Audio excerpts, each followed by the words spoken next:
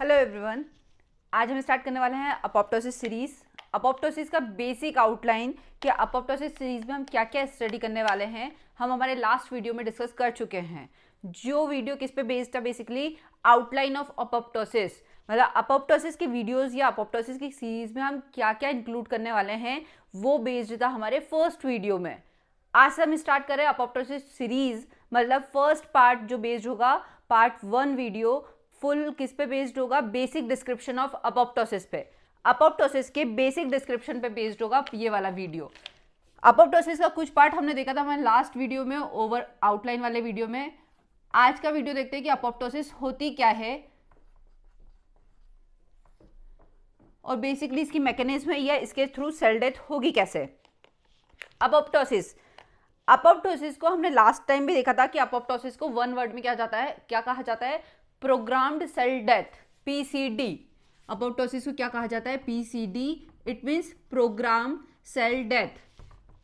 Programmed cell death है, it means हम समझ गए हैं कि रेगुलेटेड मैनर में सेल की डेथ होगी या सेल की डेथ पूरी प्रोग्राम्ड होगी, मतलब सडनली सेल की डेथ ना होते हुए एक प्रोग्राम्ड मैनर में, एक सिक्वेंशियल मैनर में सेल की डेथ होगी। इसी कारण क्या कहा जाता है इसे, अपोप्टोसिस। अपोप्टोसिस को पीसीडी या प्रोग्राम्ड सेल डेथ के अलावा क्या कहा जाता है, साइलेंट किलिंग, साइलेंट किलिंग भी कहा जाता है, साइलेंट किलिंग या फ्रेंडली किलिंग भी कहा जाता है। साइलेंट किलिंग का क्या मतलब होता है, साइलेंटली कोई वर्क होना, इट मींस पास वाली या नियरेस्ट को भी पता ना पड़ना।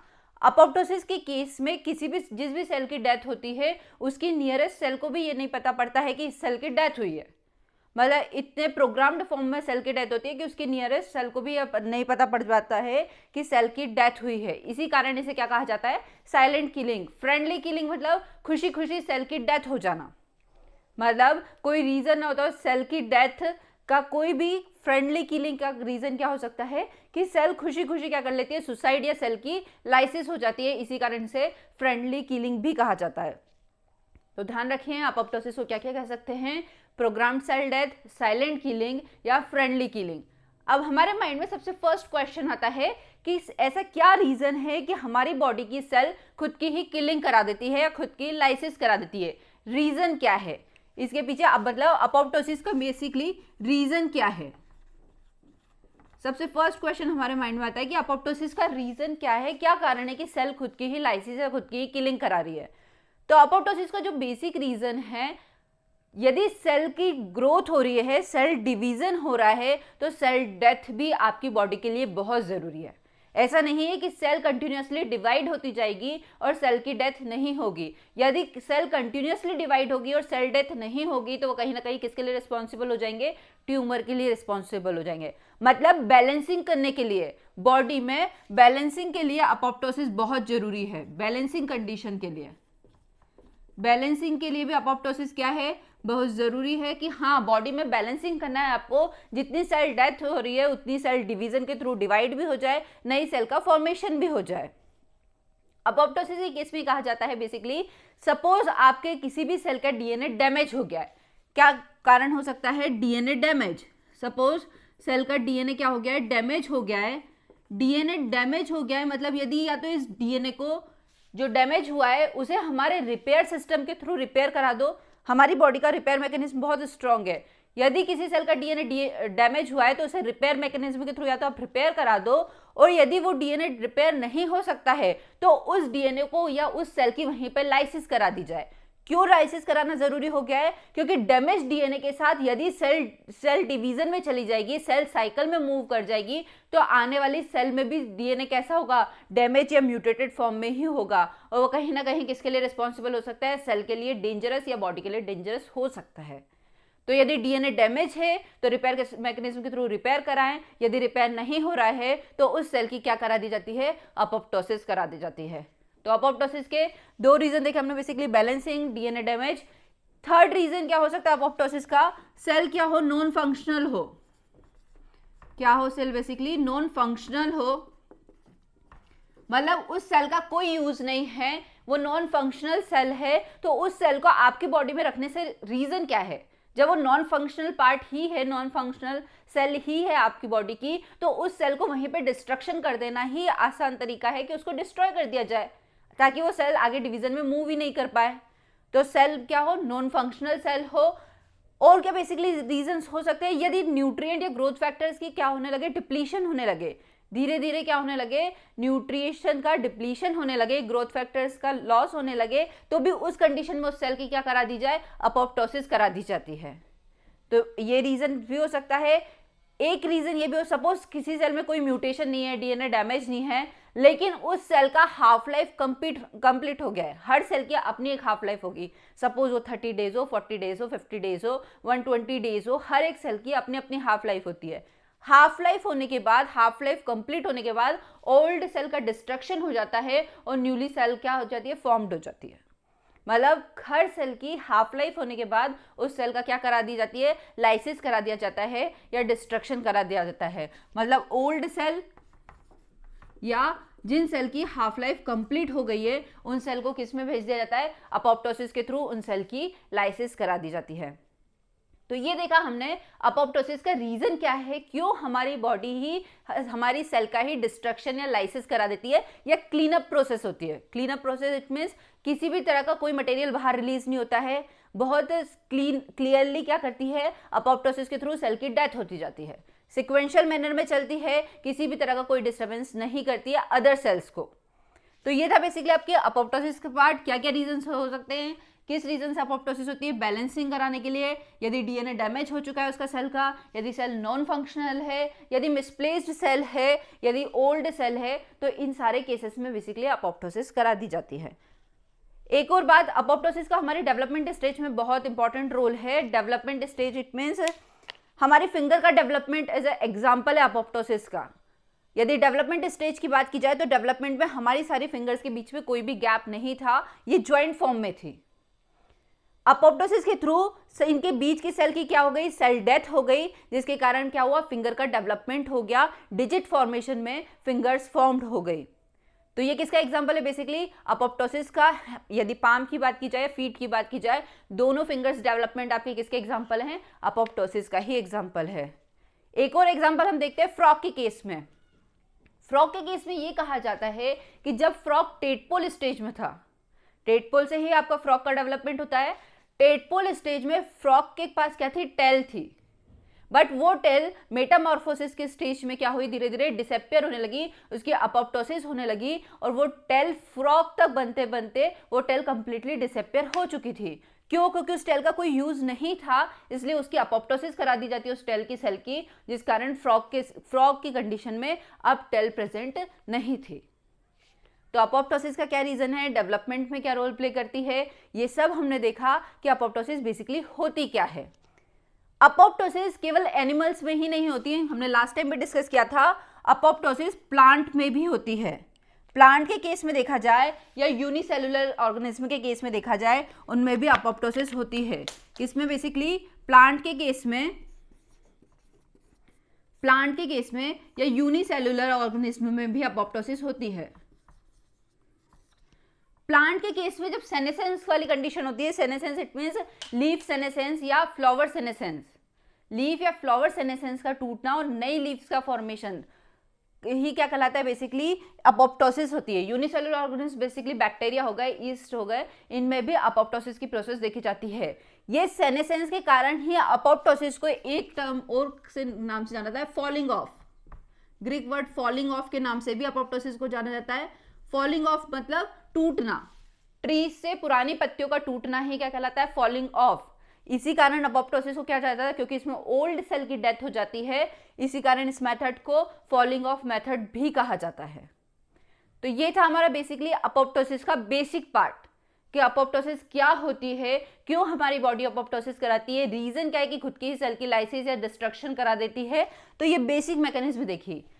अपोप्टोसिस के केस में एक टर्मिनोलॉजी और आती है, आप ध्यान से समझिएगा, नेक्रोसिस। क्या आती है, नेक्रोसिस। अब ये नेक्रोसिस क्या होती है, नेक्रोसिस में भी तो सेल की डेथ होती है, अपोप्टोसिस में भी सेल की डेथ होती है। तो what is the difference between necrosis and apoptosis, दोनों के बीच में डिफरेंस है क्या। नेक्रोसिस एक्सीडेंटल सेल डेथ है। नेक्रोसिस क्या होती है? Basically accidental cell death. Apoptosis क्या होती है? Programmed cell death. Accidental cell death मतलब एक्सीडेंटली हुई हो, सेल में सपोज कोई इंजरी हो गई हो, या सेल की, आपकी बॉडी की सेल को प्रॉपर ब्लड सप्लाई नहीं हो पा रही है, तो उस केस में क्या कर दी जाती है? उस सेल की नेक्रोसिस करा दी जाती है। नेक्रोसिस और अपोप्टोसिस के कुछ बेसिक डिफरेंसेस हमेशा ध्यान रखिएगा। नेक्रोसिस में क्या होती है? बेसिकली एक्सीडेंटल सेल डेथ है। अपोप्टोसिस क्या है? प्रोग्राम्ड सेल डेथ है। जो अपोप्टोसिस होती है वो एनर्जी डिपेंडेंट होती है, एनर्जी डिपेंडेंट। अपोप्टोसिस कैसी होती है? एनर्जी डिपेंडेंट होती है। नेक्रोसिस एनर्जी इंडिपेंडेंट प्रोसेस है, एनर्जी इंडिपेंडेंट प्रोसेस होती है।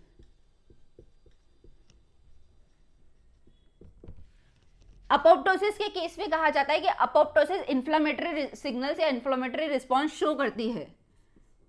शो करती है, शो नहीं करती है।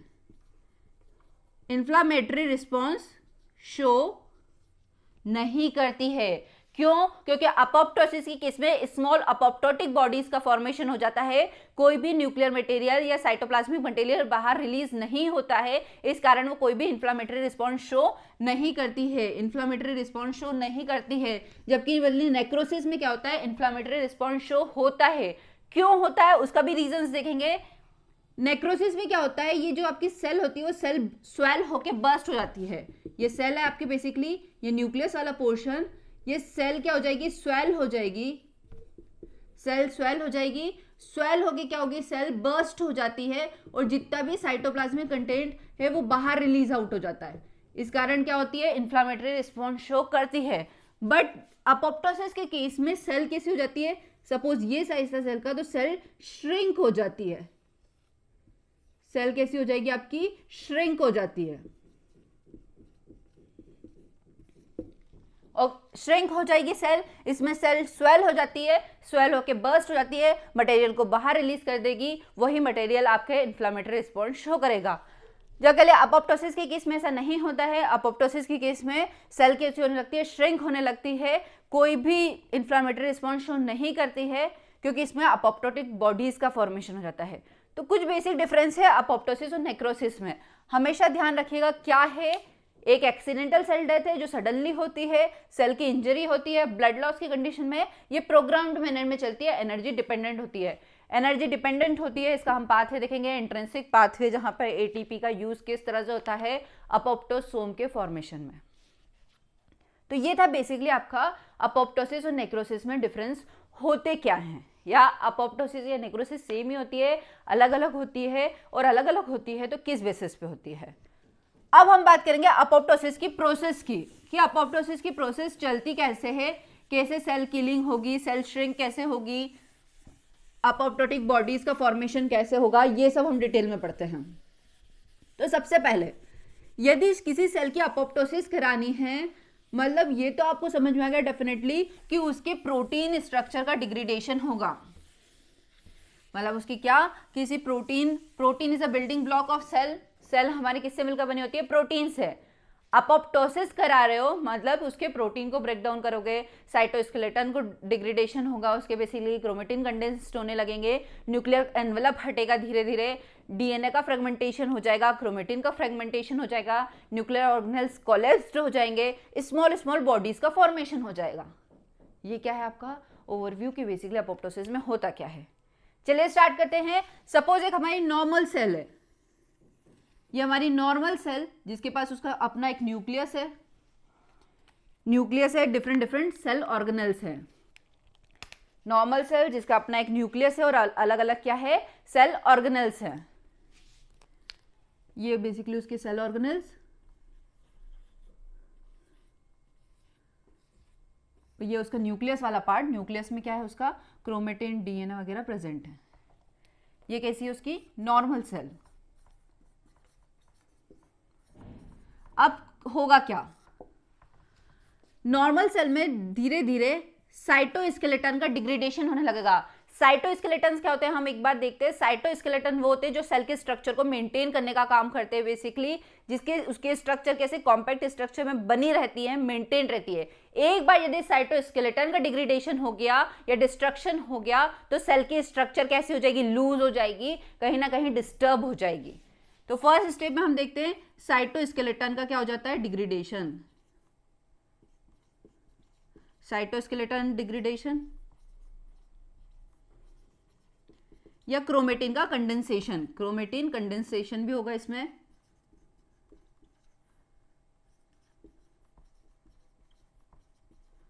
साइटोस्केलेटन डिग्रेडेशन होगा, इट मींस इसका साइटोस्केलेटन वाला पार्ट क्या हो जाएगा, धीरे धीरे डिस्टर्ब हो जाएगा। जैसे ही सेल मेम्ब्रेन का साइटोस्केलेटन वाला पार्ट डिस्टर्ब हुआ, उसकी सेल मेम्ब्रेन, सेल क्या हो जाएगी, श्रिंक होने लगेगी। सेल कैसे हो जाएगी, बेसिकली श्रिंक हो जाएगी, क्योंकि साइटोस्केलेटन कैसे हो चुका है, डिस्टर्ब हो चुका है। और न्यूक्लियर क्रोमेटिन का भी क्या हो रहा है, धीरे धीरे कंडेंसेशन हो रहा है। क्रोमेटिन भी कैसे हो रहे हैं, कंडेंस्ड हो रहे हैं। ये सेल ऑर्गेनल्स आपके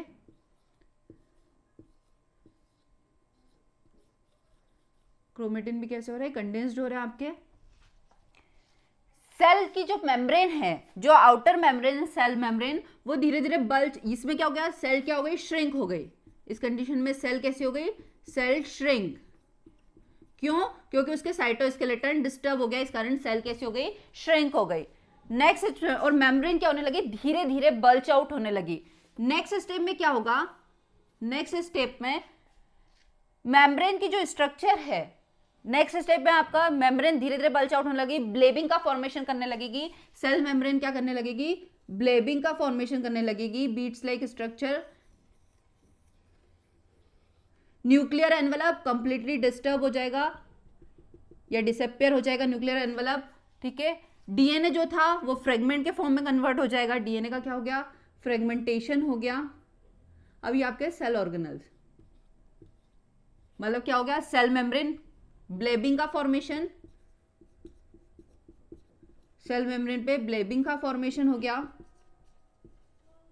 न्यूक्लियर एनवेलप डिसरप्ट हो गया, न्यूक्लियर एनवेलप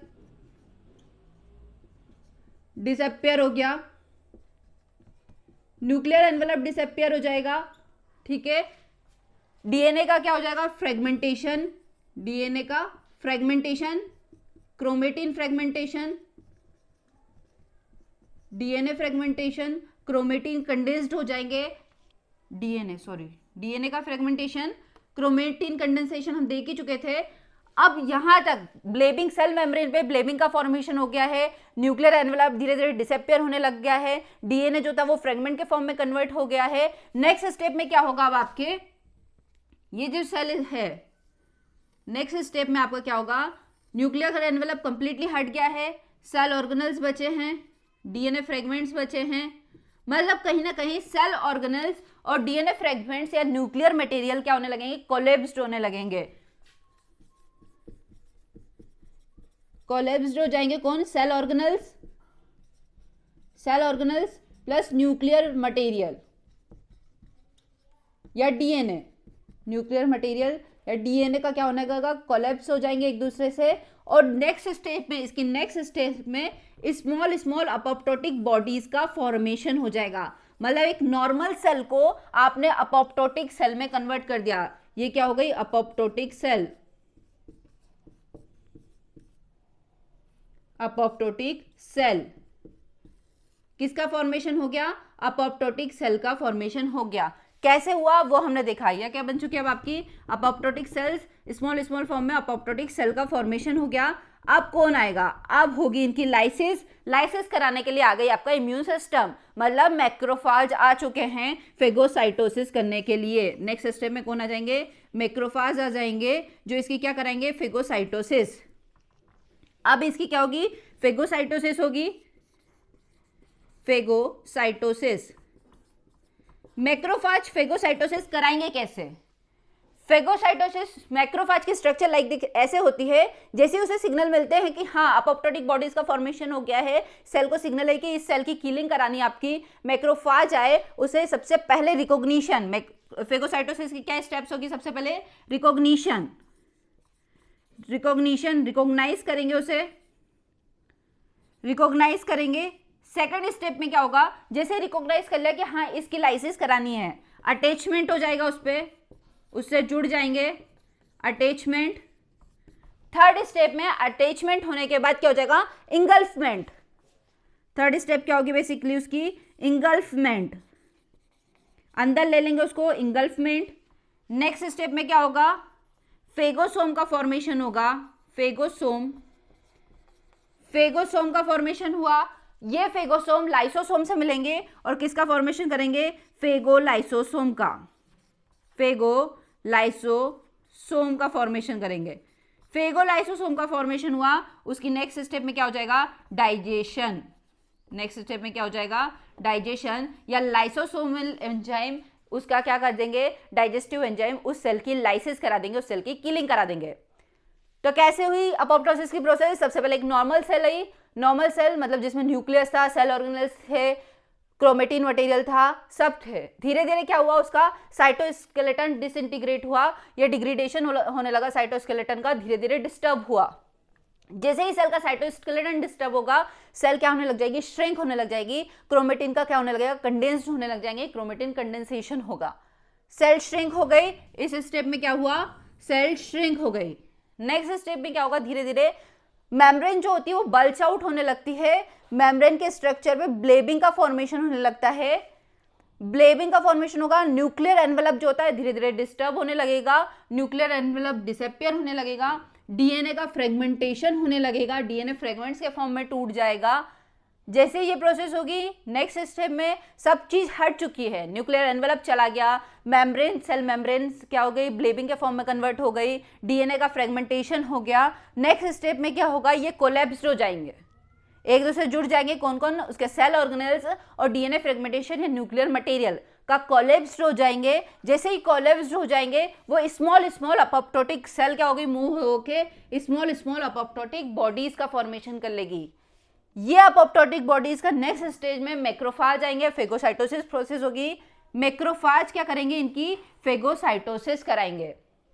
फेगोसाइटोसिस कैसे होगी वो हमने देखा, फेगोसाइटोसिस के प्रोसेस के सबसे पहले रिकॉग्नाइज करते हैं, देन फिर अटैचमेंट होता है, इंगल्फमेंट होता है, फेगोसोम का फॉर्मेशन होता है, फेगोसोम लाइसोसोम से जुड़ेंगे, लाइसोसोम का फेगोलाइसोसोम का फॉर्मेशन होगा, उसके नेक्स्ट स्टेप में लाइसोसोमल एंजाइम्स क्या करेंगे, उसका डाइजेशन कराएंगे और उसकी लाइसिस करा देंगे।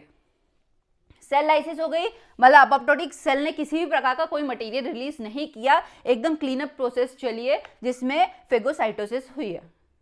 ठीक है, ये थी अपोप्टोसिस की प्रोसेस कि अपोप्टोसिस होगी कैसे। अब नेक्स्ट क्वेश्चन हमारे माइंड में आता है कि आप पहचानोगे कैसे कि ये सेल नॉर्मल सेल है और ये सेल अपोप्टोटिक सेल है। हमारा सिस्टम ये कैसे आइडेंटिफाइड करेगा कि ये सेल अपोप्टोटिक सेल है, इस सेल की किलिंग करानी है, और ये सेल नॉर्मल सेल है, इसमें कोई डीएनए डैमेज नहीं है। इसका आइडेंटिफिकेशन के लिए भी तो कुछ होगा। तो बिल्कुल सही बात है, आइडेंटिफिकेशन के लिए भी होगा। एक नॉर्मल सेल और अपोप्टोटिक सेल में डिफरेंस होता है। अब क्या डिफरेंस होता है वो देख लेते हैं कि नॉर्मल सेल और अपोप्टोटिक सेल में डिफरेंस होगा क्या। जनरली हम देखते हैं कि हमारी जो नॉर्मल सेल रहती है उसकी दो लेयर रहती है, आउटर लेयर और ये basically inner layer, outer layer और इनर लेयर। एक न्यूक्लियस वाला पार्ट होगा, ये न्यूक्लियस है, ये आपका डीएनए है, ये डीएनए है, ये न्यूक्लियस है, ये इसके बेसिकली सेल ऑर्गेनल्स वाले part, different different cell organelles रहेंगे, ये माइटोकॉन्ड्रिया, ईआर रहेगा, बेसिकली डिफरेंट डिफरेंट क्या रहेंगे, सेल ऑर्गेनल्स। तो होता क्या है, ये आउटर मेम्ब्रेन आपकी, outer membrane, inner membrane, nucleus, nucleus, ठीक है, क्रोमेटिन मटेरियल या बेसिकली डीएनए वाला पार्ट आपका। अब क्या होगा, जनरली ये कहा जाता है कि हमारी मेम्ब्रेन के इनर साइड जो होता है एक फॉस्फेटिडाइल सेरीन प्रेजेंट होता है। किस पे, नॉर्मल कंडीशन में फॉस्फेटिडाइल सेरीन प्रेजेंट होता है, कहां पे, इनर लीफलेट पे। फॉस्फेटिडाइल सेरीन जो नेगेटिवली चार्ज होता है वो प्रेजेंट होता है कहां पे, नॉर्मल सेल में inner side, inner mitochondria inner plasma membrane पे प्रेजेंट होता है। लेकिन जब सेल की अपोप्टोसिस होने लगती है तब ये फॉस्फेटाइडल सेरीन मूव होके कहां शिफ्ट हो जाता है, आउटर मेम्ब्रेन पे। जो शो क्या हो गया आपको, जो चीज ऊपर होती है वही शो होती है, जो चीज बाहर होगी वही शो होगी। तो फॉस्फेटाइडल सेरीन शिफ्ट होके कहां जाता है, आउटर मेम्ब्रेन पे आ जाता है। अपोप्टोटिक सेल में, अपोप्टोटिक सेल में फॉस्फेटाइडल सेरीन कहां जाएगा, आउटर मेम्ब्रेन पे। फॉस्फेटाइडल सेरीन की पोजीशन क्या हो जाएगी, आउटर मेम्ब्रेन पे। ये कहां जाएगा, आउटर मेम्ब्रेन पे शिफ्ट हो जाएगा। जैसे ही आउटर मेम्ब्रेन पे शिफ्ट हुआ, सेल को सिग्नलिंग पहुंच गई कि इस सेल की लाइसिस करानी है, ये एक अपोप्टोटिक सेल बन चुकी है। तो ये था अपोप्टोटिक सेल का रीजन। सेकंड का रीजन होता है बेसिकली साइटोक्रोम सी, जिसमें हम पढ़ेंगे, हमारा नेक्स्ट लेक्चर होगा साइटोक्रोम सी का, इंट्रिंसिक पाथवे जो हम पढ़ेंगे। Cytochrome C, cytochrome C basically mitochondria जो होता है उसके इंटरमेम्ब्रेन स्पेस में होता है। इंटरमेम्ब्रेन स्पेस ये वाला पार्ट उसका, यहाँ पे क्या होता है, साइटोक्रोम सी प्रेजेंट होता है। ये साइटोक्रोम सी जब मूव होके सेल के कहाँ जाता है, साइटोप्लाज्म वाले पार्ट में। कहाँ मूव कर जाएगा, सेल के साइटोप्लाज्म में मूव कर जाएगा। तब ये क्या सेल कैसे बन जाएगी, अपोप्टोटिक सेल का फॉर्मेशन। ये कहेगी कि इस सेल की अपोप्टोसिस करा दी जाए, इस सेल की क्या करा देंगे, अपोप्टोसिस, क्योंकि यह मूव होके कहां आ जाएगा, माइटोकॉन्ड्रियल के इंटरमेम्ब्रेन स्पेस से मूव होके, इंटरस्टिशियल स्पेस से मूव होके कहां आ जाएगा, साइटोप्लाज्म में आ जाएगा। जैसे ही साइटोक्रोम सी साइटोप्लाज्म में आया सेल के, मतलब अब ये सेल कैसे बन जाएगी, अपोप्टोसिस के लिए रेडी हो गई है। इस सेल की क्या करा दी जाए, किलिंग करा दी जाए। तो बेसिक कंसेप्ट हमने देखा कि अपोप्टोसिस का क्या रीजन हो सकता है, नॉर्मल सेल और अपोप्टोटिक सेल में क्या डिफरेंस होता है। तो ध्यान रखिएगा, फॉस्फेटाइडल सेरीन का आउटर मेम्ब्रेन पे शिफ्ट होना, साइटोक्रोम सी का इंटर मेम्ब्रेन स्पेस से साइटोसोल में आना।